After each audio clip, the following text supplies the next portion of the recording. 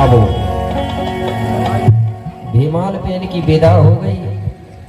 अब भीमाल पेन अपने मामा जी के साथ गिरोलागढ़ की ओर प्रस्थान हो गए। उधर दोनों लड़कियों को ये पता था, किसको? बमलाई और समलाई दोनों बहनों को। दोनों बहनें बड़ी खुश हो रही थी। उधर दोनों चर्चा कर रही थी। छोटी बहन बड़ी बहन से बोल रही थी, बोले बड़ी दीदी आज बोले पिताजी तुम्हारे लिए बोले दामाद लेके आएंगे। बोले उसको मैं बोले जीजा जी बोलूंगी। बोले वो कहने लगी नहीं बोले तुम्हारे लिए ला रहे हैं। बोले तो बोले मैं बड़ी हूँ का तू बड़ी है? बोले पहले तेरा विवाह होगा ना, बोले उसके बाद मेरा। ऐसा करके वो एक दूसरे से हंसी मजाक कर रही थी। और इधर से भीमाल पेन अपने मामा जी के साथ गिरोलागढ़ पहुंच गया। जैसे ही दोनों बहनों ने देखी मेरे भाई भीमाल पेन को, भीमाल पेन मोटा ताजा हष्ट पुष्ट बड़ा सुंदर था। जैसे ही दोनों बहनों ने देखी तो दोनों बहनें भीमाल पर आकर्षित हो गई, मोहित हो गई। बड़ी बहन बमलाई तो इतनी प्रसन्न भई कि मेरे पिताजी ने मेरे लिए बोले बहुत अच्छा दामाद लाए हैं। बोले लेकिन मन ही मन छोटी बहन सोचने लगी कि भीमाल का ब्याह तो बोले मेरे साथ होना था। बोले बड़ा सुंदर है, लेकिन पिताजी ने बोले मेरी बड़ी दीदी के लिए लाए हैं। बोले लेकिन बोले भीमाल पेन मुझे पसंद है। बोले ऐसा मन ही सोच रही है। अब धीरे धीरे समय बीतते गया। कुछ दिनों के बाद में एक दिन दोनों बहनें बैठी हुई थी तो छोटी बहन बड़ी बहन से कहने लगी, बोले बड़ी दीदी बोले जो भीमाल पेन है ना बोले उससे तुम विवाह मत कराना। बोले क्यों? पिताजी ने तो बोले मेरे लिए लाए हैं तो मेरे साथ ही होगा विवाह। बोले छोटी बहन कहने लगी, बोले भीमाल पेन मुझे बहुत पसंद है। बोले मुझे बहुत अच्छा लगता है। बोले इसलिए तुम कैंसल कर दो। बोले तो मेरे उसका विवाह बोले मेरे साथ हो जाएगा। बोले बड़ी बहन कहने लगी ऐसा बोली तो बोली, बोले दोबारा मत बोलना। बोले नहीं तो लड़ाई हो जाएगी। बोले मेरे भाई कुछ दिनों में वो भीमाल पेन से विवाह के लिए दोनों बहनों में आखिरी में झगड़ा हो ही गया। दोनों लड़ने लगी भीमाल पेन के लिए। छोटी बहन कहती है मैं कराऊंगी विवाह, बड़ी कहती है मैं कराऊंगी विवाह। दोनों के बीच में बोलना चालना बंद हो गया। धीरे धीरे ये बात गांव में फैल गई। गांव की महिलाओं को पता चल गई। गांव की महिलाएं बोलने लगी, बोले राजा साहब ने तो बोले बड़ी बेटी के लिए दामाद लाया था, लेकिन बोले दोनों बहन झगड़ा कर रही है।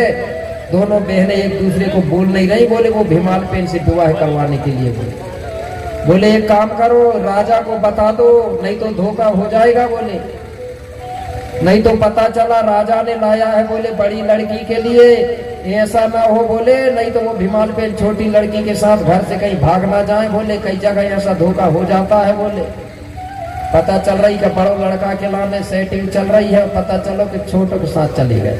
हो जाता है कि नहीं? डर बन गया गांव में पूरा।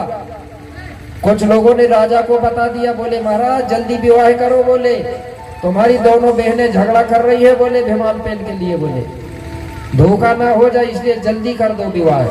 अब राजा कहने लगा, बोले विवाह तो कर दूंगा, लेकिन मुझे भी ये समझ नहीं आ रहा है कि अब मैं बड़ी लड़की से विवाह करूंगा छोटी से करूं। बोले अगर मैंने बड़ी लड़की से कर दिया तो छोटी वाली लड़की बोले गुस्सा में कुछ ना कर ले। अगर मैंने छोटी लड़की से कर दिया तो बड़ी बेटी गुस्सा में कुछ ना कर ले। अब बोले किससे करूंगा वो समझ नहीं आ रहा। अब राजा ये चिंता में डूब गया, फैसला नहीं कर पा रहा था। दिनों दिन राजा धीरे धीरे खाना कम खाने लगा। भीमाल पेन ने सोचा कि मेरे जो ससुर जी है मामा जी है वो दिनों दिन खाना कम क्यों खा रहे हैं, कुछ ना कुछ तो बोले है। एक दिन भीमाल पेन पूछने लगा, बोले मामा जी आप दिनों दिन खाना कम खा रहे हो, धीरे धीरे दुबले काहे हो रहे हो। बोले राजा कहने लगा, बेटा भीमाल क्या बताऊं, बोले बड़ी टेंशन में हूं मैं तो। बोले क्यों? अरे बोले भीमाल पेन मैंने तुमको बोले मेरी बड़ी बेटी के लिए लाया था, तो बोले कुछ नहीं, बोले मेरी जो छोटी बेटी है ना वो तुमसे विवाह करने को झगड़ा कर रही है बड़ी बेटी से। बोले अब मुझे समझ नहीं आ रहा है कि मैं तुम्हारा विवाह बड़ी बेटी से करूंगा छोटी बेटी से करूंगा, दोनों से कर दूं। बोले मामा जी इतनी सी बात है, बोले बहुत छोटी बात है। बोले पहले ही बता देते तो इसका फैसला मैं पहले ही कर देता। बोले अरे बोले बेटा भीमाल अभी भी समय है, बोले आज ही फैसला कर दे, किससे करोगे विवाह तुम ही बताओ। बोले नहीं नहीं मामा जी, बोले अभी नहीं बताता, बोले शाम को फैसला होगा। बोले बोले शाम को? हाँ बोले शाम को, बोले खाना खा के मैं दोनों बहनों को लेके बोले गांव से बाहर जाऊंगा और कोई एकांत जगह में बैठ के हम इसका फैसला कर लेंगे। बोले बोले ठीक है तो आज ही कर देना। बोले हाँ आज कर दूंगा। दोनों बहनों को पता चल गई कि आज हमारा फैसला होने वाला है। मेरे भाई रोज तो बड़ी लेट खाना बनाती थी, उस दिन जल्दी बना लें कि आज क्लियर हो जाएगा करके। मन ही मन में बड़ी खुश हो रही थी कि आज क्लियर हो जाएगा, लेकिन मन ही मन में अंदर अंदर डर भी लग रहा था कि पता नहीं बड़ी के पक्ष में जा रहा है कि छोटी के पक्ष में जा रहा है, डर भी लग रहा था। मेरे भाई जल्दी खाना बनाई, सबके खाना खिलाई और दोनों बहनें भीमाल पेन के साथ गांव से रात को लगभग 8 बजे खाना खा के घर से तीनों निकल गए। गांव से कुछ दूर में जाके बैठ गए एकांत जगह, सुनसान जगह में, और दोनों बहनें कहने लगी भीमाल पेन जल्दी बताओ, बोले विवाह किससे करोगे। बड़ी लड़की कहने लगी, बोले भीमाल पेन ये बताओ, बोले तुम पिताजी ने तुमको बोले लांजीगढ़ से क्या बोल के लाए हैं। बोले छोटी बहन कहने लगी तुम्हारे लिए लाए हैं लेकिन मैं विवाह करूंगी तो। बोले मेरे भाई दोनों बहनें वहीं फिर झगड़ा करने लगी। भीमाल पेन देखते देखते कहने लगा तुम झगड़ा मत करो, बोले मैं तुम दोनों से नहीं कराऊंगा विवाह। बोले मेरे भाई उनका दिमाग खराब हो गया, आंखों में आंसू आने लगे। भीमाल पेन समझ गया कि ये गुस्सा होने लगी। भीमाल कहने तुम झगड़ा तो मत करो, बोले पहली मेरी बात तो सुनो। बोले मैं जब बोले पढ़ने जाता था बोले भूमिका गुरुजी के पास, उस समय मैंने गुरुजी के आगे संकल्प कर लिया हूं कि आजीवन कुंवारा रहूंगा। बोले इसलिए बोले मैं विवाह नहीं करवा सकता बोले किसी से। तो बोले आए काय हो फिर। बोले यहाँ बोले सुन तो लो, बोले मैंने जो संकल्प किया हूं कुंवारा रहने का, बोले तो जो 3 पहर होते हैं बोले 3 पहर में बोले 2 पहर का संकल्प किया हूं, 1 पहर का नहीं किया हूं। बोले पहर जानते हो ना, पहर जानते कि भूल गए? कितने लोग जानते हैं पहर? जरा हाथ उठाओ पुराने जमाने का। नहीं जानता? अरे पहर बोलते हैं ना, बैल ढीलते थे हमारे लोग, चराते थे। 3 पहर होते हैं, वो दाइयां जान रही है, देखो ताली बजाओ उनके लिए जरा।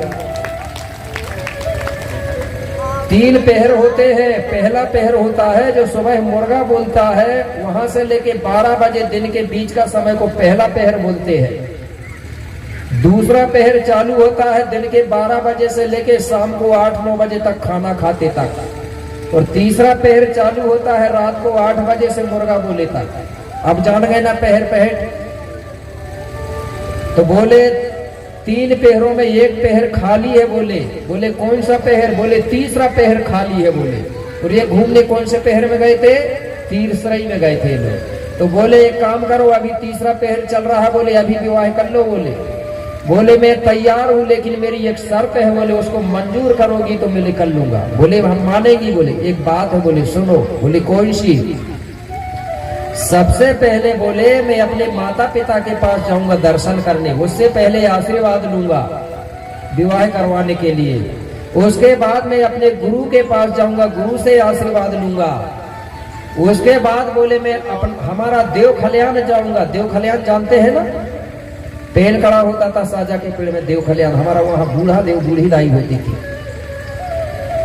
तो इनका दर्शन करूंगा तीनों का, और तीनों का जब दर्शन कर लूंगा तो तुम दोनों बहन क्या करना, मेरे पीछे पीछे आना। तीनों से जब आशीर्वाद ले लूं तो तुम दोनों में से जो बहन मेरा सबसे पहले हाथ पकड़ लेगी उसी से मेरा विवाह पक्का हो जाएगा। चाहे वह छोटी बहन हो चाहे बड़ी बहन हो, तीनों के दर्शन के बाद जो भी बहन पहले मेरा हाथ पकड़ेगी उसी से विवाह होगा। लेकिन याद रखना तीसरा पहर खत्म नहीं होना चाहिए, मतलब मुर्गा ना बोल पाए और ये काम हो जाना चाहिए। तो बोले तैयार हो? दोनों कहने लगी तैयार है, तुम देर मत करो। तो बोले जल्दी जाओ, बोले माता पिता से आशीर्वाद लो। मेरे भाई भीमाल पे निकल गया लांजीगढ़ की तरफ माता पिता का दर्शन करने। दोनों बहनें भी पीछे से चली जा रही हैं। आगे आगे भीमाल, पीछे से बमलाई और समलाई। भीमाल बहन अपने माता पिता के पास पहुंचा, आशीर्वाद लिया। इसके बाद अपने गुरु के पास पहुंचा, महारुई के दादा के पास, उनसे आशीर्वाद लिया। इसके बाद भीमाल बहन अपने बूढ़ा देव का दर्शन करने के लिए निकल पड़ा। तो मरावियों का बूढ़ा देव कहाँ है? डोंगरगढ़ के डोंगरगढ़ में है, मतलब बूढ़ा देव का स्थान जो पहाड़ी के बाजू में। देखा है किसी ने? अगर देखे होंगे तो हाथ उठाओ जरा। नहीं देखे? डोंगरगढ़ जाते हो लेकिन बूढ़ा देव का स्थान नहीं देखने जाते। वही बूढ़ा देव का स्थान है। आज भी मरावियों का बूढ़ा देव मंदिर बन गया वहां। अब पहले सिर्फ पत्थर अकेला था। तो डोंगरगढ़ के तरफ निकल पड़ा। उसके पीछे पीछे दोनों लड़की चल रही है। भीमाल पे हष्टपुष्ट आदमी था, योग व्यायाम करने वाला था। रात भर चलते रहा लेकिन कुछ भी असर नहीं पड़ा। लेकिन ये दोनों बहनों ने कभी पैदल नहीं चला था, पहले बार चल रही थी ये पैदल। अब दोनों एक दूसरे को बोल रही हैं, बोले काय दीदी, बोले इतना पैदल हमने कभी नहीं चला था ना। बोले अब छोटी बहन कहने लगी, नहीं तो चले थे मगर पति बनाने हैं तो चलने पर है। बोले वो कहने लगी, मेरे तो पैर दर्द दे रहा है। बोले चाहे पैर दर्द हो चाहे पैर टूट जाए, बोले पति बनाने चलने पर। कहीं तो मर गई बोले पति के चक्कर में, अपने तो पैर ही दर्द दे रहे हैं। बोले मेरे भाई हिम्मत करके जबरदस्ती चलते जा रही है। थक गई दोनों बहनें चलते चलते। अब भीमाल बहन अपना बूढ़ा देव का स्थान पहुंचा और वहीं जाके बूढ़ा देव का दर्शन किया। उसने दर्शन किया। उसके बाद उसके पीछे से दोनों बहनें गई और कहने लगी, ये भीमाल बहन के परिवार का बूढ़ा देव है, मरावी लोगों का। बोले हम भी तो भीमाल बहन की बहू बनने जा रही है, तो हम भी बोले उनके बूढ़ा देव को बोले प्रणाम कर ले, बोले दर्शन कर ले। तो दोनों लड़की जाके बूढ़ा देव के स्थान में खड़ी होके हाथ जोड़ के बूढ़ा देव से प्रार्थना करने लगी, निवेदन। तो छोटी लड़की क्या बोल रही है बूढ़ा देव से? हे बूढ़ा देव, बोले मेरी बहन को यहीं रोक लेना, बोले जिससे एक बार रुक जाए। बोले मेरे भाई वो अलग मिन्नत कर रही बूढ़ा देव से कि मेरा पति बने वो। मेरे भाई दोनों बहनें कहने लगी, हाथ जोड़ के प्रार्थना करके मिन्नत करने लगी। मिन्नत करने के बाद दोनों बैठ गई थोड़ी देर। जैसे ही बैठी तो बड़ी लड़की क्या बोलने लगी, बमलाई छोटी से, बोले दीदी मैं तो इतनी थक गई हूँ, बोले मेरी अब बिल्कुल चलने की हिम्मत नहीं है। बोले अब छोटी लड़की मन ही मन कह रही कि बड़ा देव इसके तो यही रोक ली हो। मेरे भाई ऐसा हुआ जैसी वह सोच रही थी वैसा ही छोटी बहन कहने लगी बड़ी बहन को, बहन बोले एक काम करो, तुम्हारी हिम्मत नहीं है ना चलने की, बोले तुम थक गई हो ना, बोले तुम यहीं रुक जाना, बोले और भीमाल बहन के परिवार के बूढ़ा देव उन्हीं की सेवा करना, बोले और भीमाल बहन को बोले तुम आत्मा से पति बना लो, बोले वो जाने की कोई जरूरत नहीं है। बोले मेरे भाई एक से एक बात बता के बड़ी बहन के छोटी बहन ने बुद्धू बना दी, चूतिया बना दी, रोक दी। वही भाभी कहने लगी बड़ी बहन, ठीक है। तो बहन बोले तुम्हें जाने हैं तो तुम जाओ, बोले मैं तो भीमाल बहन को आत्मा ही से पति मान ले रही हूँ, बोले और उन्हीं की देवता की पूजा पाठ करूंगी और यहीं रुकूंगी। बोले रुक गई मेरे भाई छोटी बहन, बड़ी खुश भाई। बूढ़ा देव ने सुनो बोले मेरी विनती। और आज भी छोटी बहन बड़ी चालाक रहे थे, कभी कभी सबरी नहीं, कुछ छोटी बहन रहे थे बड़ी बहन बुद्धू बना दिए थे। बना थे कि नहीं बना? अब तो बेचारी भोली भाली छोटी की मां, छोटी मां फूटी भी की है। अब छोटी बहन बड़ी खुश रही, बोले अब तो बड़ी बहन रुक गई यहीं, अब तो डर कोई को है नहीं यहाँ, अब तो मेरा पति बनेगा, जिसको डर था तो बात रुक गई, अब तो मेरो राज है। बोले अब आगे आगे भीमाल, पीछे से छोटी बहन समलाई। अब भीमाल बहन बाबा नागपुर से छिंदवाड़ा के तरफ आता है। किस तरफ आ रहा है? छिंदवाड़ा के तरफ। नागपुर से लगभग 8 किलोमीटर दूर पहुंचा और भीमाल बहन को एक गांव मिल गया। उसी गांव के अंदर घुसा भीमाल बहन, उसके पीछे से समलाई घुसती है।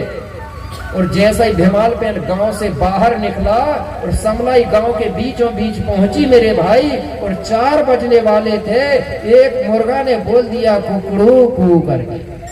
जैसे ही मुर्गा ने बोला तो समलाई दाई घबरा गई।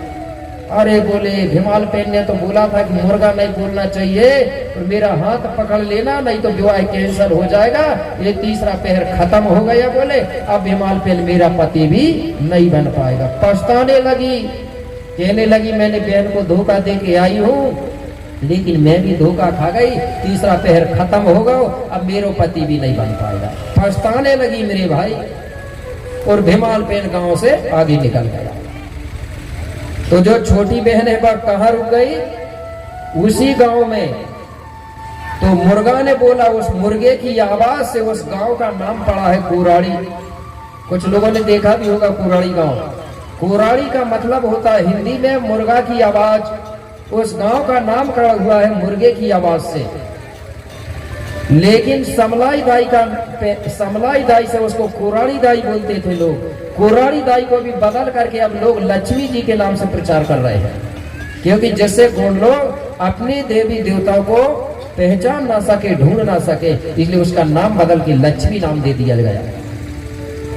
और जो बमलाई दाई है ना, बमलाई दाई का नाम बदल करके बमलेश्वरी करके और मूर्ति जमा के उसको भी छुपा दिया। तो जो बमलेश्वरी है डोंगरगढ़ में, वो भिमाल पेन की पत्नी बनने वाली थी और उसने बूढ़ा देव की पूजा पाठ करी थी। इसलिए गोंड लोगों ने मरने के बाद उसको हमारी बहू है, हमारे बूढ़ा देव की पूजा करती थी, ऐसा सोच करके मरावी लोगों ने टेकरी में बमलाई दाई का स्थान बना दिया। और जब भी बूढ़ा देव की पूजा करने जाते थे मरावी लोग, तो साथ में बमलाई की भी पूजा करते थे। तो बमलाई दाई की पूजा करने से, मिन्नत रखने से मरावी लोगों की मिन्नतें पूरी होती थी। पूरी करती थी कौन? बमलाई दाई। धीरे धीरे मरावी लोगों ने दूसरे गोत्र वालों को बता दिया, दूसरे गोत्र के लोग भी जाने लगे, मिन्नत रखने लगे बमलाई दाई के। धीरे धीरे सब लोगों को पता चल गया। जब सब लोगों को पता चला तो सब लोग वहां जाने लगे और मिन्नत रखने लगे। धीरे धीरे जब भीड़ इकट्ठी होने लगी तो बमलाई दाई का नाम बदल करके बमलेश्वरी किया गया। आज भी आपको अगर विश्वास नहीं है तो वहां के आसपास के मरावी लोगों से दांती क्यों दंतिया आज भी चलती है, ठीक है ना। और उसकी कहानी अलग ढंग से लिखा गया। तो ये बमलेश्वरी का असली नाम था बमलाई दाई, छोटी बहन का नाम था सपलाई दाई। ये दोनों स्थान है। अब जो कोराड़ी गांव है वहां पर कौन रुकी है? समलाई दाई। तो मेरे भाई मुर्गा ने बोल दिया, मुर्गा के बोलने से उसका नाम पड़ा कोराड़ी गांव। तो जो मुर्गा होता है वो जब बोलता है तो आप लोगों ने गौर से सुना होगा मुर्गा क्या